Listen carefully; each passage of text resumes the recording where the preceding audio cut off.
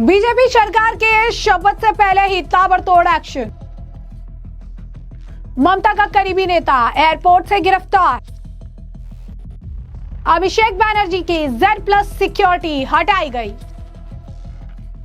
तो इस वक्त की बड़ी अपडेट हम आपको बता रही हैं। पश्चिम बंगाल में बड़ा उलटफेर देखने के लिए मिल रहा है। इस बीच ममता बनर्जी के एक करीबी नेता को अब गिरफ्तार कर लिया गया। जी हाँ, बिल्कुल सही सुना आपने। आपको बता दें कि ममता के करीबी अमरीलुल शेख इस्लाम पुजाली नगर पालिका से जुड़े टीएमसी के नेता हैं। वो पूर्व पार्षद और चेयरमैन रह चुके हैं और इस बीच अब कोलकाता के NSCBI एयरपोर्ट से उन्हें गिरफ्तार कर लिया गया है।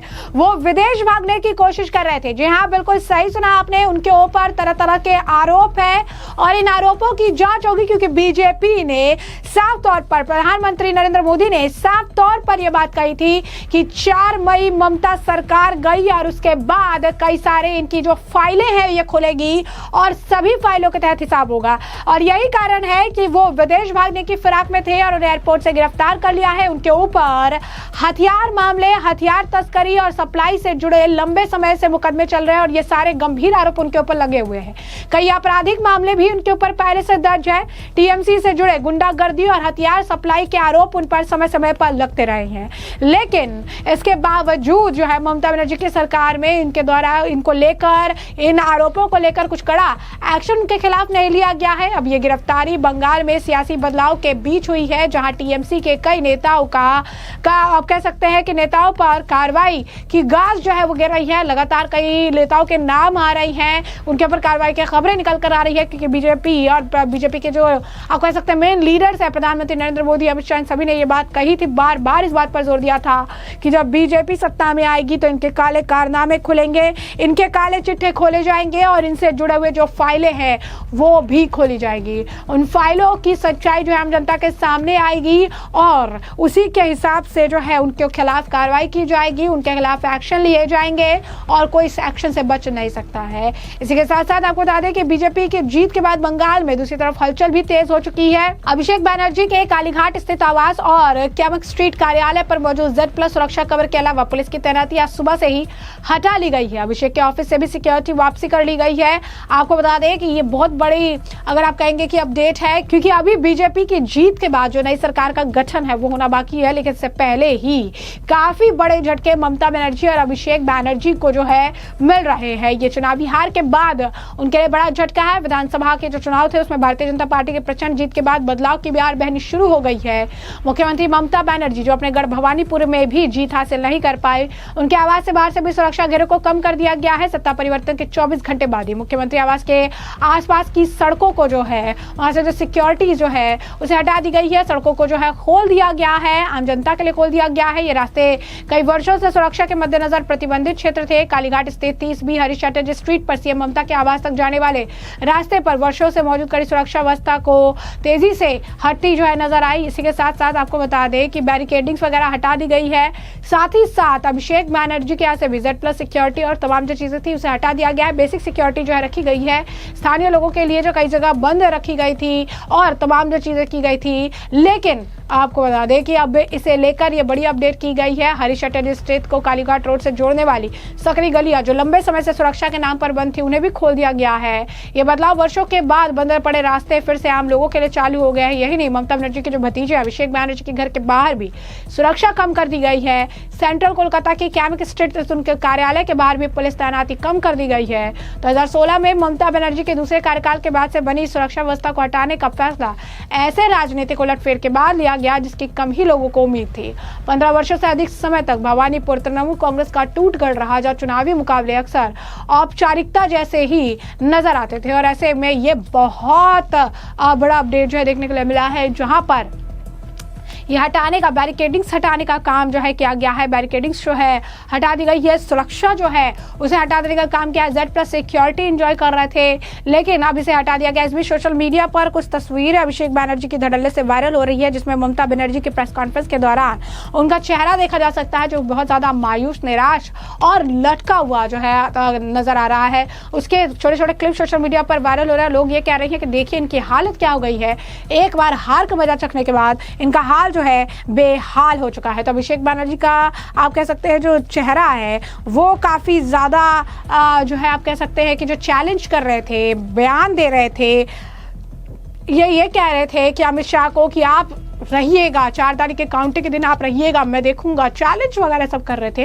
लेकिन आज उनके चेहरे की हालत देखिए, उनकी रंगत उड़ चुकी है, उनका कह सकते हैं कि चेहरा जो है वो बता रहा है कि कितने हताश है, निराश है। इसके क्लिप्स वायरल हो रहे हैं। इस बीच अब आपको बता दें कि जो प्रेस कॉन्फ्रेंस हुई जिसमें ममता बनर्जी ने कह दिया कि मैं इस्तीफा नहीं दूंगी, तमाम जो है उन्होंने बयान दे दिए, इस्तीफा देने से इनकार कर दिया और ये कह दिया कि मैं हारी नहीं हूँ, मुझे हराया गया है, इस तरीके के बयान दिए गए हैं। और इसके बाद लोग ये भी कह रहे हैं कि इन्होंने काफ़ी इस हार के बाद काफ़ी रोए हैं, इनका जो रिएक्शन है अब धीरे धीरे जो है सफाई होनी शुरू होगी। जो इन्होंने काम किया है, जिस तरीके से अगर आप कहेंगे कि जो सिचुएशन क्रिएट हुई है ये बहुत ज़्यादा क्या कह सकते हैं कि ख़राब है। और कहीं ना कहीं अभिषेक बनर्जी को सबसे ज़्यादा धक्का लगा है, क्योंकि कहा जा रहा था कि भाईपो को मुख्यमंत्री बनाने के लिए ममता बनर्जी काफ़ी मुशक्कत कर रही है, काफ़ी जो है प्रयास कर रही है। लेकिन एक ही बार में बीजेपी ने जो है उनके सारे आप कह सकते हैं कि पत्ते जो है खोल दिए हैं। आपको बता दें कि लोग तो ये भी लिख रही हैं कि अब उनके जो मुख्यमंत्री बनने का ड्रीम था पश्चिम बंगाल का, अब वो बाय बाय हो गया है, वो टाटा उन्हें जो है कर देना पड़ेगा। पश्चिम बंगाल की जो आम जनता है उन्होंने गुंडों को, पार्टी को जो है वो फेंक देने का काम किया है। और ये होल यूनियन ऑफ इंडिया को जो है चैलेंज करते थे, ये कहते थे कि मैं चैलेंज कर रहा हूँ, यूनियन ऑफ इंडिया को चैलेंज करते थे। और आज इनकी हालत देखिए क्या हो जाता है। बिना पावर के ये पूरी तरीके से वर्थलेस और स्पाइनलेस पीपल हो जाते हैं, जहां पर ये ठीक तरीके से बैठ भी नहीं सकते। तो लोग जो है सोशल मीडिया पर उन्हें बहुत भयंकर तरीके से जो है ट्रोल कर रहे हैं। तो एक तरफ हार और दूसरी तरफ जनता की ट्रोलिंग लगातार जारी है। इस बीच में आपको बता दें कि अभिषेक बनर्जी का बयान भी आया था, हार को स्वीकार नहीं कर पा रही है। सुनिए क्या कर रहे हैं। सबका प्रोटेस्ट करने का हक होता है और किस तरीके से वो प्रोटेस्ट करेंगे वो उनका अधिकार है। अब जो कॉम्पिटेंट अथॉरिटीज है उनको क्या करना चाहिए वो तय करेंगे।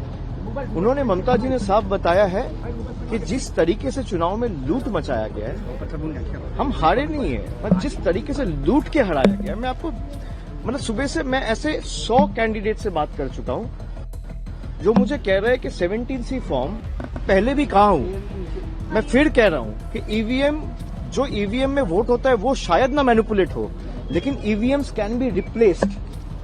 तो बहुत जगह से हमारे पास फीडबैक आया है और ये रिटर्निंग ऑफिसर को काउंटिंग वाले दिन पे जमा भी दिया गया है कि जिस ईवीएम पे वोट हुआ है, जब उसको काउंटिंग टेबल पे मैच कर रहे हैं तो सीरियल नंबर 17C के साथ मैच ही नहीं कर रहे। ऐसे 10 ईवीएम कल्याणी से आया है, मेमरी से आया है और इनका सारा चिट्ठी जमा हुआ है।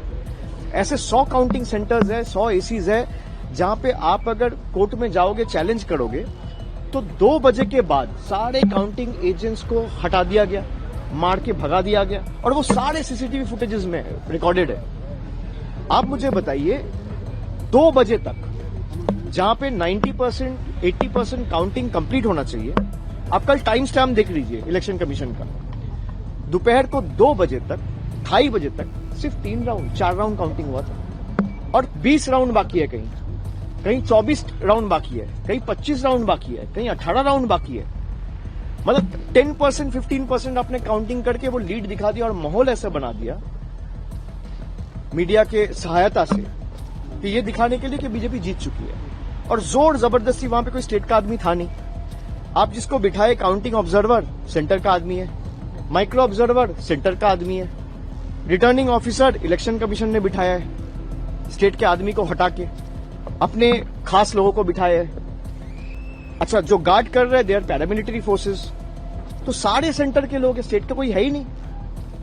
जैसा कि आपने उनका बयान सुना, साथ ही साथ हमने आपको बताया कि किस तरीके के हालात है इस वक्त पश्चिम बंगाल में, किस तरीके के डेवलपमेंट्स देखने के लिए मिल रहे हैं। बीजेपी की सत्ता में आते ही कई सारे बड़े अपडेट्स हैं। ममता बनर्जी के करीबी की गिरफ्तारी से लेकर सिक्योरिटी हटाने तक का ये बड़े बदलाव जो है पश्चिम बंगाल में इस वक्त नजर आ रहे हैं। तो ऐसे में इस पूरे मामले पर अब आपकी भी जो राय हो, हमें कॉमेंट सेक्शन में कॉमेंट करके जरूर से जरूर साझा करिएगा।